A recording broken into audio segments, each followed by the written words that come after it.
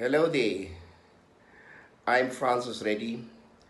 Welcome to the 11th episode of Staying in the Fight to Defeat Rectum Cancer.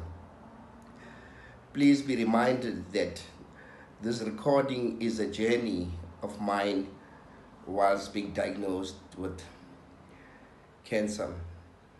I want to continue with my experience that I had in the hospital. Yeah, like I said, hospital is for sick people, because if you're not sick, your mind is alert, you're physically strong, you're so much aware of the happenings around you, and you can't help but notice that some things are not right. And what I'm about to say is not to diss the system in the hospital, but more to highlight that there are deficiencies that the authorities must look to fix. For example, I was there for 8 days. On the 8th day I was discharged. I used one bed sheet until I left. There were people that were there before me that had blood on the bed sheet, and they were still there when I left, and it was still the same bed sheet that they were lying on.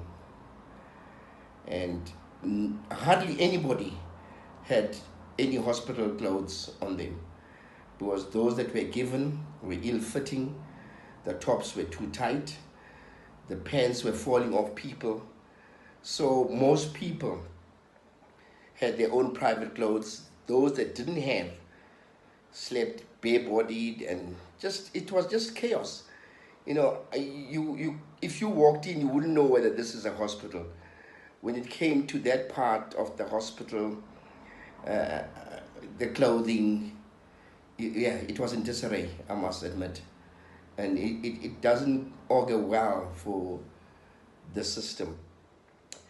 And one thing I want to highlight on, I was there over the long weekend. Firstly, the pharmacy closes on the long weekend.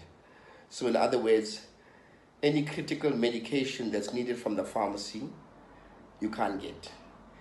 Any patient that should go home and has been discharged, they have to stay on until the next 3 days in this case, so that they can go home with their medication. So they were forced to stay because the pharmacy was closed.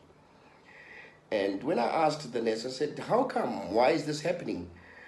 Do people stop getting sick over holidays and weekends? Do they stop needing critical medication? And why is this happening? They said, well, the administration says, we got no money, we can't pay overtime.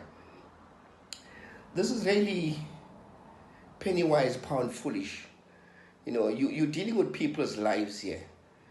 You know, I saw on all the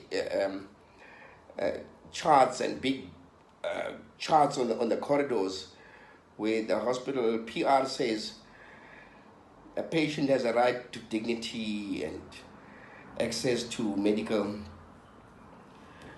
facilities and medical care. Now, that defeats the object. If you can't supply them with the basic needs like uniform clothing or hospital clothing, and you can't give them medication when they need it, then what are you saying? You're saying their dignity is still intact after you do what you do to them? I think that's wrong. It needs really to be seriously addressed, and addressed soon, because it's not right. Really, maybe because, like I said, I wasn't sick, so I was very alert and observant.